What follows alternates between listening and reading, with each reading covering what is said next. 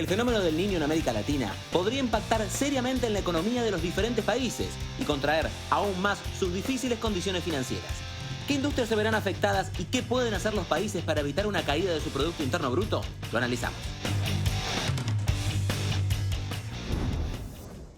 Y para analizar este tema está con nosotros Ariana Ortiz Bollín, vicepresidenta en Moody's Investor Service. Bienvenida, Ariana, a Dinero. Gracias por estar con nosotros. Y lo primero que quiero preguntarle es, ¿qué países y qué industrias van a ser los más afectados por esta nueva corriente del Niño este año? Sí, gracias por la invitación a su programa. Me gustaría empezar por explicar brevemente qué es el Niño, ¿no? El Niño es el calentamiento de la superficie en el Pacífico, cerca del Ecuador, y también por un cambio en los vientos. Entonces, ¿esto qué genera? Genera sequía, inundaciones, lluvias torrenciales, olas de calor. Y las industrias que se ven más afectadas por esto son las industrias que están más enfocadas en recursos naturales, es decir, agricultura, minería, pesca, pero también puede afectar mucho la infraestructura en cualquier región en donde esto se dé. Ahora, donde nosotros pensamos que va a ser el impacto más fuerte es en América del Sur, aunque hablamos de América Latina en general.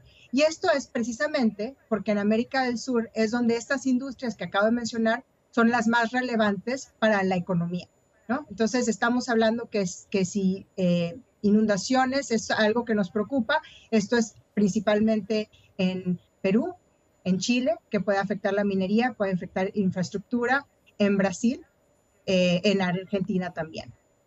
La sequía nos preocupa más en Brasil, en el norte de Brasil, que es donde esperamos que vaya a haber menor lluvia y esto puede afectar la agricultura. Pero en toda la región pensamos que puede afectar a los proyectos de infraestructura porque puede haber destrucción. Ahora, quizás hay otra pregunta más, pero me gustaría mencionar que es posible que haya algún impacto positivo o hay industrias que se vean beneficiadas de esto. Y esto es porque al tener más lluvia, al tener más lluvia puede haber mayor generación hidráulica. Esto es en Paraguay, en Brasil, sobre todo, en Chile también.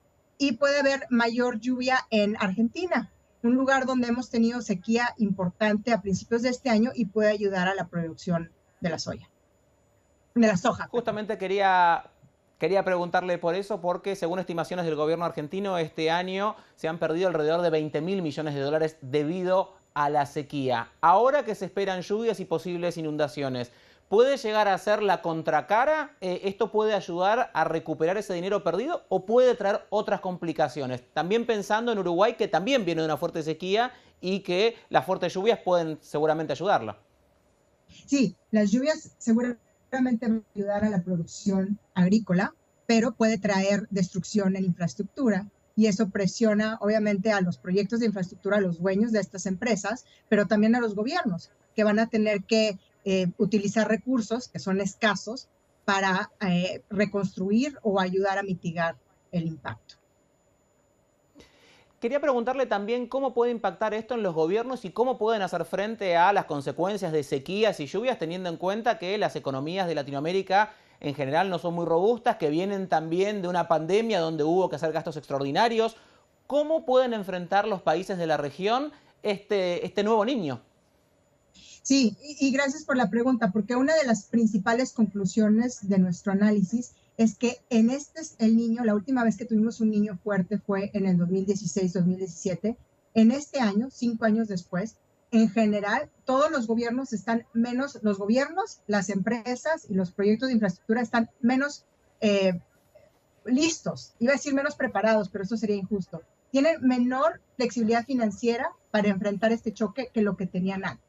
Y esto es precisamente por lo que mencionas, por la acumulación de deuda, por el alza en tasas de interés, por el menor crecimiento. Entonces tienen menos espacio financiero para poder enfrentar el choque a pesar de los esfuerzos que han hecho por mejorar la resiliencia física. Entonces, sí vemos que el choque puede ser más fuerte. Dicho esto, a grosso modo, pensamos que la mayoría de las entidades que calificamos van a poder navegar este choque sin mayor estrés crediticio, es decir, no esperamos un cambio en calificaciones importantes. Ahora, me preguntabas cuál es la manera en la que esto puede afectar a los países. nosotros vemos a los gobiernos, ¿no? Vemos dos canales principales. El primero es en crecimiento económico, eso es a corto plazo, si tenemos un niño muy severo. El segundo es a mediano plazo, si hay mucha destrucción, entonces los esfuerzos de reconstrucción tienen un gasto, un impacto fiscal. Y un canal interesante es que esto puede también afectar los precios globales de productos agrícolas y de la minería. Como sabemos, América Latina es productor importante a nivel global de cobre, de otros minerales, de la soja, y esto puede afectar los precios globales. Y eso puede afectar también a los gobiernos, porque ahora con la inflación que finalmente está viniendo a la baja, los bancos centrales quizás tengan esta presión inflacionaria si es que no hay una oferta adecuada de productos agrícolas o de minería, y esto pueda afectar su proceso de baja de calificación, no baja de calificación, de baja de tasas de interés.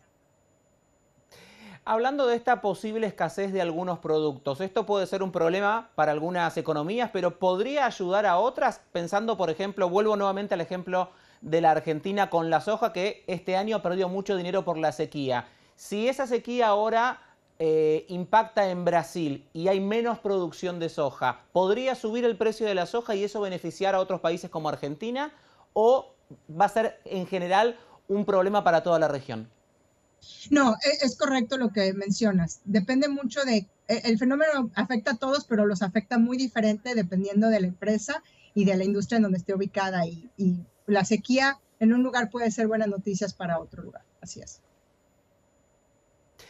Por último, querría preguntarle qué recomendaciones se le puede dar a los gobiernos para tratar de prepararse, para tratar de paliar lo más posible esta situación.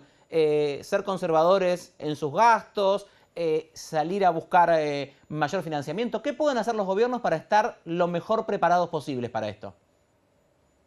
Bueno, nosotros como calificadora no damos recomendaciones de política pública, pero sí podemos comentar lo que han hecho en el gobierno en el pasado para enfrentar estas situaciones y los costos que cualquier decisión que tomes tiene, ¿no? O sea, por un lado, un gobierno que decida no gastar y mantener las finanzas públicas estables va entonces a enfrentar el costo de una dramática caída en su crecimiento económico o un impacto que rezague la infraestructura que no se recuperó, que no se invirtió para reconstruir en otro, ¿no? Entonces, todas las decisiones de política siempre tienen un costo y francamente, si tenemos el niño muy severo, hay ya muy poco que se puede hacer para mitigar.